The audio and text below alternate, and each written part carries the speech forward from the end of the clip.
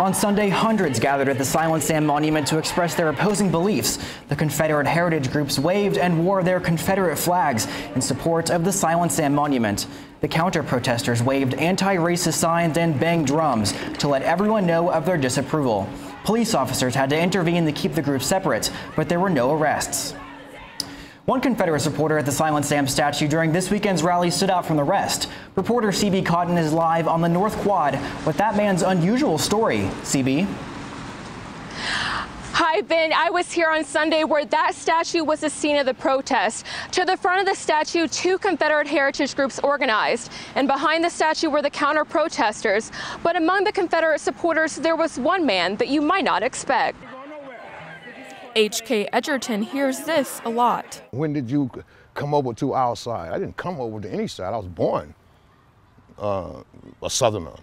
And to support his Southern heritage, Edgerton attends lots of rallies like this one, where he makes his voice heard. What has Jesse Jackson done with these folks around here on the school? He greets his fellow supporters, and there are lots of them. I agree with him 100% on everything he spoke about. Everything he said is absolutely true. And in 2002, Edgerton was inspired to share his truth.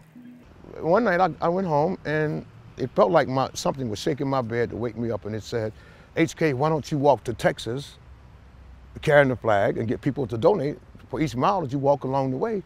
And he did. Edgerton walked 1,600 miles and raised money for civil cases involving the Confederate flag. For him, it was a glorious journey.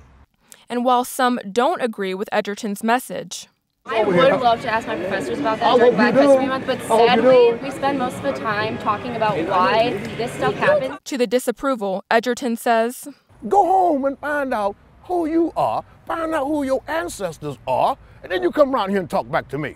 Because Edgerton will always I'll make my stand right here in Dixieland.